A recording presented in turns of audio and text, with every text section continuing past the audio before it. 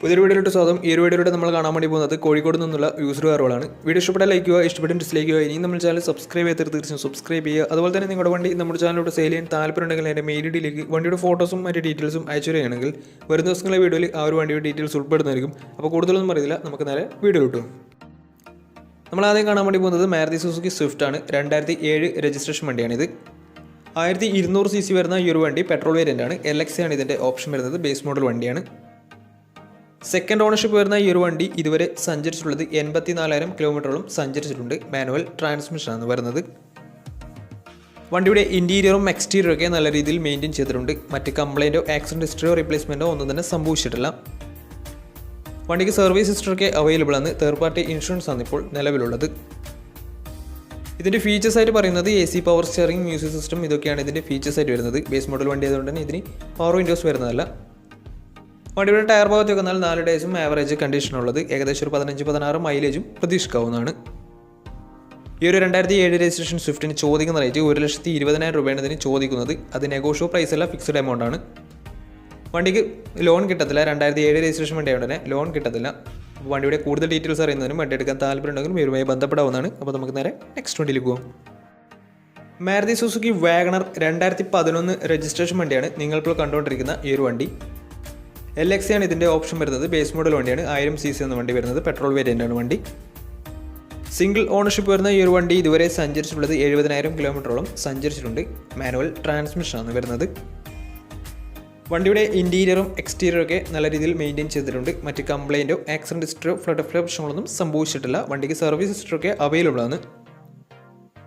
Third party insurance ആണ് ഇപ്പോൾ നിലവിലുള്ളത്. ഇതിൻ്റെ ഫീച്ചേഴ്സ് ആയിട്ട് പറയുന്നത് AC power steering, 2 door power window, music system, ഇതൊക്കെയാണ് ഇതിൻ്റെ ഫീച്ചേഴ്സ് ആയിട്ട് വരുന്നത്. അതുപോലെ തന്നെ ഇതിൻ്റെ ടയർ ഭാഗത്ത് വന്നാൽ 4 ഡേയ്സും 60% ടയേഴ്സും ഉണ്ട്. ഏകദേശം ഒരു 17-18 മൈലേജ് പ്രതീക്ഷിക്കാവുന്നതാണ്. ഈ ഒരു 2011 രജിസ്ട്രേഷൻ വാഗണറിന് ചോദിക്കുന്ന റേറ്റ് 2 ലക്ഷം രൂപയാണ് ഇതിന് ചോദിക്കുന്നത്. അത് നെഗോഷ്യോ പ്രൈസും കൂടിയാണ്.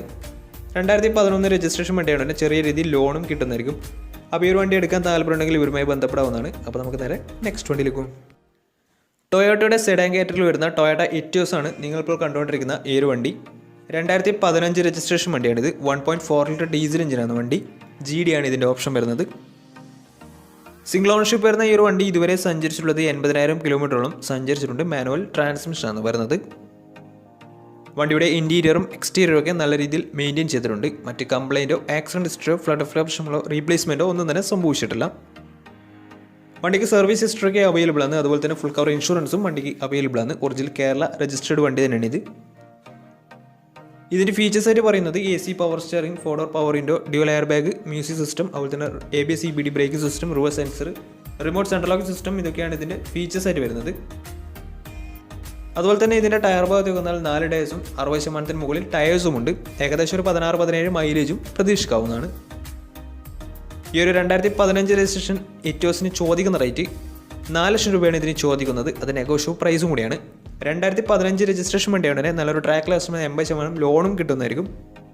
അപ്പോൾ ഈ ഒരു വണ്ടിയുടെ കൂടുതൽ ഡീറ്റെയിൽസ് അറിയുന്നതിനും വണ്ടി എടുക്കാൻ താല്പര്യമുണ്ടെങ്കിലും ഇവരുമായി ബന്ധപ്പെടാവുന്നതാണ്. അപ്പോൾ നമുക്ക് നേരെ നെക്സ്റ്റ് വണ്ടിയിലേക്ക് പോകും.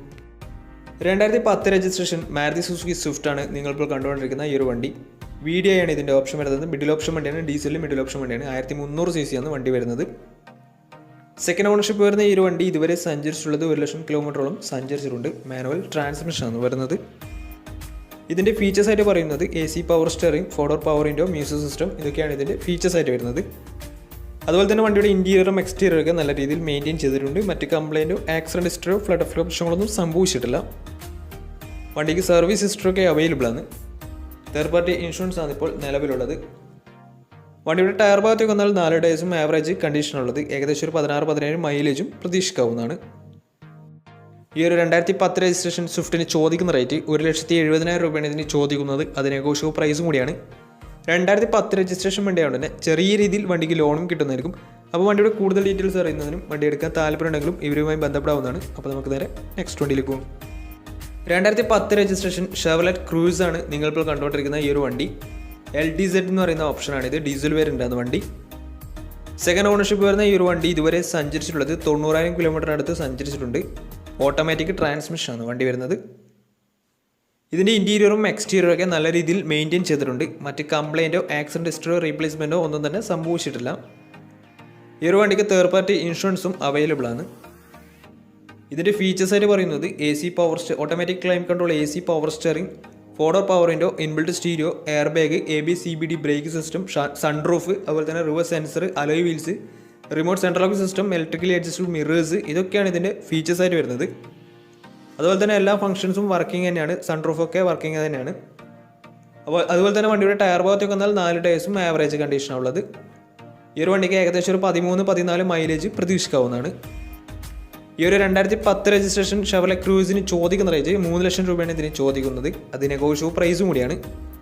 ഈ ഒരു വണ്ടിക്ക് ലോൺ കിട്ടത്തില്ല. വണ്ടിയുടെ കൂടുതൽ ഡീറ്റെയിൽസ് അറിയുന്നതിനും വണ്ടി എടുക്കാൻ താല്പര്യമുണ്ടെങ്കിലും ഇവരുമായി ബന്ധപ്പെടാവുന്നതാണ്. അപ്പോൾ നമുക്ക് നേരെ നെക്സ്റ്റ് വണ്ടിയിൽ പോകും. ഫോർഡിൻ്റെ സെഡാൻ കാറ്റഗറിയിൽ വരുന്ന ഫോർഡ് ഫിയസ്റ്റയാണ് നിങ്ങളിപ്പോൾ കണ്ടുകൊണ്ടിരിക്കുന്ന ഈ ഒരു വണ്ടി. 2010 രജിസ്ട്രേഷൻ വണ്ടിയാണിത്. 1.4 ലിറ്റർ ഡീസൽ എഞ്ചിനാണ് വണ്ടി വരുന്നത്. വണ്ടിയുടെ ഇൻറ്റീരിയറും എക്സ്റ്റീരിയറും ഒക്കെ നല്ല രീതിയിൽ മെയിൻറ്റെയിൻ ചെയ്തിട്ടുണ്ട്. മറ്റ് കംപ്ലൈൻറ്റോ ആക്സിഡൻറ്റ് ഹിസ്റ്ററിയോ റീപ്ലേസ്മെൻറ്റോ ഒന്നും തന്നെ സംഭവിച്ചിട്ടില്ല. ഈ ഒരു വണ്ടി സെക്കൻഡ് ഓൺഷിപ്പാണ് വരുന്നത്. ഇതുവരെ സഞ്ചരിച്ചിട്ടുള്ളത് 80,000 കിലോമീറ്ററാണ്. വണ്ടിക്ക് സർവീസ് ഹിസ്റ്ററൊക്കെ അവൈലബിൾ ആണ്. തേർഡ് പാർട്ടി ഇൻഷുറൻസ് ആണ് ഇപ്പോൾ നിലവിലുള്ളത്. ഇതിൻ്റെ ഫീച്ചേഴ്സായിട്ട് പറയുന്നത് AC power steering, 4-door power window, inbuilt stereo, reverse sensor, remote central lock system, ഇതൊക്കെയാണ് ഇതിൻ്റെ ഫീച്ചേഴ്സായിട്ട് വരുന്നത്. വണ്ടിയുടെ ടയർ ഭാഗത്ത് വന്നാൽ 4 ടയേഴ്സും ആവറേജ് കണ്ടീഷനുള്ളത്. ഈ ഒരു വണ്ടിക്ക് ഏകദേശം ഒരു 15-16 മൈലേജ് പ്രതീക്ഷിക്കാവുന്നതാണ്. ഈ ഒരു 2010 രജിസ്ട്രേഷൻ ഫോർഡ് ഫിയസ്റ്റയ്ക്ക് ചോദിക്കുന്ന റേറ്റ് 1 ലക്ഷം രൂപയാണ് ഇതിന് ചോദിക്കുന്നത്. അത് ചെറിയ രീതിയിൽ നെഗോഷ്യബിൾ പ്രൈസും കൂടിയാണ്. അപ്പോൾ ഈ ഒരു വണ്ടിയുടെ കൂടുതൽ ഡീറ്റെയിൽസ് അറിയുന്നതിനും വണ്ടി എടുക്കാൻ താല്പര്യമുണ്ടെങ്കിലും ഇവരുമായി ബന്ധപ്പെടാവുന്നതാണ്.